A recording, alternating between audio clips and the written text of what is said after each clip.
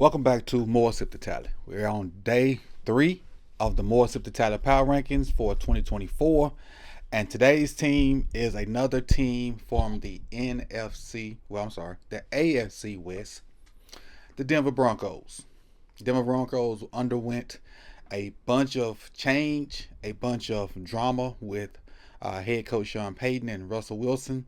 They got Russ out of there after dealing with that huge contract, and it's been a lot of drama and been a lot of egos and, for lack of a better term, just a big pissing contest between Russ, Sean Payton, and management. But they're out of Russ's contract and they're trying to turn over a new leaf and go in a different direction. And let's see what they've built in this first season away from Russ, and this will be the second season under Sean Payton.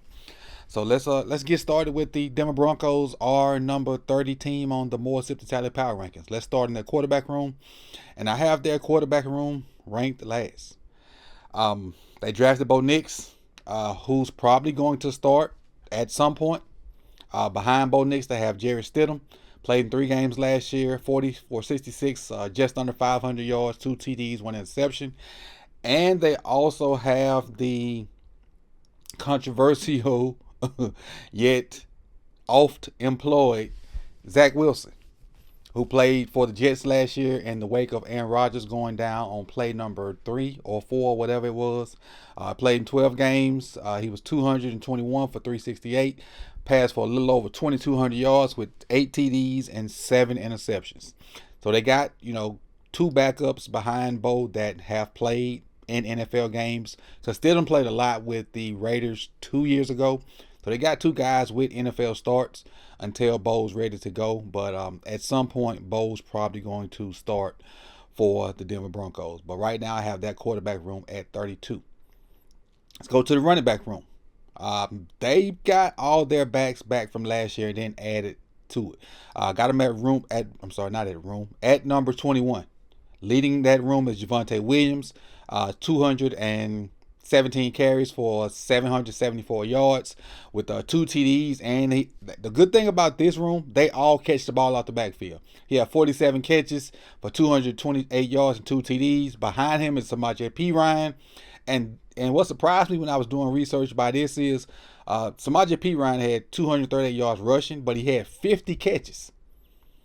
When we know Samaje Perine's a big back. And when doing this, and I found out he had 50 catches, that jumped off the page for me. So between Javonte Williams and Samaje Perine, that's 97 catches. Crazy. The third back in this room is Jaleel McLaughlin. He had 31 catches. Rushed for 410 yards and had 31 catches. And then they added Estime from Notre Dame. So they got a nice complement of backs in this room. But I got them at 21 because they all got to kind of prove themselves and how they're going to mesh together in whatever Sean Payton wants to do with that running back room. And they're going to have to come up big, especially if Bo Nix ends up taking that job. Going to their wide receiver room. I got the wide receiver room ranked 21st also. Now there's they got rid of Jerry Jeudy. He's out of there. They still got Sutton, who is the leader of that room. He played 16 games last year. And when I first think about Cortland, I think about a guy that, makes big plays and big catches. And I was thinking, guaranteed this dude had over 1,000 yards. But he didn't. Only 59 catches, 772 yards. But he had double-digit TDs. He had 10. The second guy in that room is Josh Reynolds. Now, when you hear Josh Reynolds' name, you don't think of a big-name player. And his numbers don't say big name. 40 catches, 608 yards, 5 TDs. But if you follow the Lions in any least bit, Josh Reynolds made some big plays for the Detroit Lions last year. Because with, they all had Amon-Ra St. Brown. But they were expecting their number 2 guy to be Jameson. And he kind of was slow in his progression, and Josh Reynolds filled that role as a good number 2 for them and had some big catches, 15.2 yards per catch. So I think Denver picking up Josh Reynolds was a huge addition. Number 3 in that room is Marvin Mims Jr. Now, he only had 22 catches for 377 yards, but he made the Pro Bowl as a returner. So I think he can fit in to be a good slot receiver for that team. They drafted Tony Franklin from Oregon. So the chemistry between Tony Franklin and Bo Nix should hit the ground running. They also got LaJordan Humphreys. They also drafted Devon Vale from Utah. But the wild card in this room is Tim Patrick. Tim Patrick didn't play last year because of an injury. Tim Patrick's a pretty good receiver. If he can come back healthy, he's going to take this room up a whole nother notch. But we don't know if he's going to come back healthy because that ACL, Achilles, whichever one he tore, he had one of the big injuries. Not sure, I forget which one it was. But if he can come back healthy, this room will kind of go up another notch because Tim Patrick is a big receiver, a pretty good receiver. And if he can get back to his form before he hurt himself, this room will go up another notch. But that's their wide receiver room. Their tight end room, got him last. Ranked number 32. Adam Troutman, 17 games, only 22 catches, 1 TD. Greg DeLuch only played in 2 games, 3 catches, 25 yards, no TDs. And then rounding out that room is Lucas Kroll, played in 7 games, 8 catches, 95 yards, 1 TD. Somebody had to be last, and this is, to me, the worst tight end room in the NFL. Adam Troutman, Greg DeLuch, Lucas Kroll. Between them, they had 22, 25, 33 catches total last year with 2 TDs. Worst ranked tight end room in the league, in my opinion.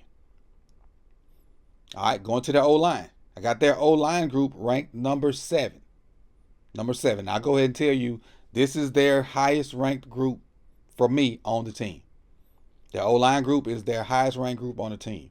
On their O-line, as far as what I think is going to be their starters, Garrett Bowles at left tackle, Ben Powers, who I'm familiar with, who was drafted by the Ravens and kind of grew up in that organization. And on his last year, he balled out, got the nice little contract from Denver, has been balling ever since. Sam Mustipher, who played for the Ravens last year, was a backup to Linderbaum and now got a little payday and came to Denver. Solid player, nothing to write home about, but solid player. But their best O-lineman is Quinn Mertz, graded out at 83.7 from PFF. And if you like PFF, if you don't, it is what it is. But he's their highest graded O-lineman, and the film matches that because you can see on film with Cushenberry, who's the center who they got rid of or let go or whatever. Him and Cushenberry had a lot of good pancakes, a lot of good double teams when they were successful in the run game. And Mertz is an animal up in there. And then Mike McGlinchey, who's a real solid tackle on that right side. But their O-line group is the best group on the team. Let's go over to the dark side. Now, excuse me. For them, they run a 3-4. So up front, we're going to talk about 5 guys. Now, their 2 stand-up ends are guys that I really like. And early in the season, they had older guys in front of them. And they had to get rid of those guys to let these young guys get in there and get their lumps and grow. And toward the end of the season, they started to do that. Bam Browning and Jonathan Cooper. And I really like Jonathan Cooper.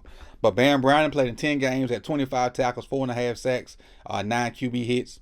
And then Jonathan Cooper played in all 17 games, had 72 tackles, 8.5 sacks, and 13 QB hits. Now, those 2 guys, they really, really, really get after it. Gotta learn the game. Got to learn to use their speed. Got to learn when to slow down. Got to learn when to use their power. But they really did a good job of adjusting to the NFL game once they were able to get consistent reps and get from behind and stop being backups. They were backups behind some bigger name guys, and those bigger name guys were not producing at first. Oh, and if I didn't mention it, this group I have ranked 18. This D-line edge group I have ranked 18. Now, when you go to the interior of this group, you have Zach Allen. He played 17 games. Excuse me. Had 5 sacks and 24 QB hits. DJ Jones played in 17 games, 46 tackles, 2 sacks and 4 QB hits. And Malcolm Roach, who played for the Saints last year, he had 38 tackles, 0 sacks and 1 QB hits. And I do have a backup that I want to mention that's probably going to rotate with Allen, depending on which front they come out in, is John Franklin Myers.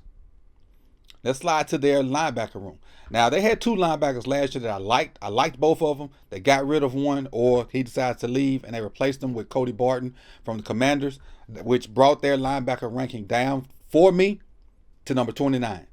So Cody Barton played with the Commanders last year. He played 13 games at 121 tackles, 1 interception, and 1 pass defended. But the other linebacker that I like that is still there is Alex Singleton. Alex Singleton played in all 17 games, had 177 tackles, 6 TFLs, 2 sacks and 4 passes defended. Singleton and the linebacker that they had there last year, both of those guys were greedy. They were where you needed them to be. They were always technique sound. Now, they weren't the best athletes, so they would kind of get, out athleted sometimes where they were in the right spots, but they were always where they were supposed to be, and they made the plays they were supposed to make. They just weren't the best athletes, so sometimes a better athlete would get the best of them, but you can always count on them being where they were supposed to be. But so for that, I got them ranked low, because you got to have some athleticism about you. You got to be able to make some of them tackles. And even though you were in on a bunch of tackles, you got to be able to do some stuff in space and one-on-one versus some guys. You can't always get faked out or be the extra guy to come in and get that half a tackle, or be the part of a gang tackle to rack up on them tackles. But the linebacker room I have ranked 29th. Cornerback room, 16. They have one of the best corners in the NFL, Pat Surtain, the second, 17 tackles.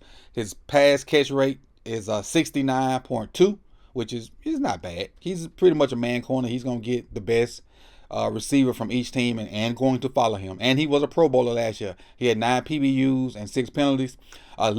Levi Wallace, they brought over from the Steelers to help Pat Surtain out. He played in 16 games, had a 54.9% pass catch rate, 6 PBUs and 1 penalty. And the third corner in that room, Jaquan McMillan, 15 games, 61.2% pass catch rate, and 2 PBUs and 2 penalties.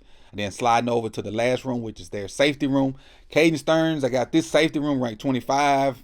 That's where they got some work to do. Caden Stearns was hurt, only played 1 game, no stats, only played 2 snaps last year, but he's probably going to be their starter. Then they brought in Brandon Jones from the Dolphins, who played in 16 games, had 48 tackles, had a 72.7% catch rate percentage, which is not good at corner or safety, so they're going to have to work on that, depending on how they use Brandon Jones. But it is what it is. So let's kind of go through their rankings and see what they have. Start at the top. Quarterback room, number 32. Running back room, 21. Receiver room, 21 also. Tight end room, 32. O-line room, which is their best group, number 7. D-line edge, 18. Linebacker, 29. Cornerback room, 16. Safety room, 25. Which brings their total to be 22.33333. And that has them at number 30 on the more Sip2Tally power rankings. But before we get out of here, let's talk about the guys they drafted and how they fit in. Bo Nix, probably going to be the starter. He was their first round pick. They didn't have a second round pick. They drafted Jonah Ellis, a small defensive end, in the 3rd round. In the 4th round, they drafted Tony Franklin, who's probably going to factor into that wide receiver room. We talked about him a little bit. They drafted Chris Abrams-Drain in the 5th round, a DB. Estimate we talked about, who may make his way into that running back room. He may not. It's going to be tough to break that running back room, because those are some good guys in that running back room. Devon Vale, we talked about, as far as a receiver, it's going to be tough for him to break that, especially if Tim Patrick is healthy. And then they drafted an O-lineman in the 7th round, Nick Carrillo from South Carolina.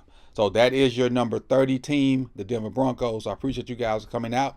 You could have been anywhere in the world, but you chose to be here with me. Make sure you come back with us Monday. Monday's date will be what?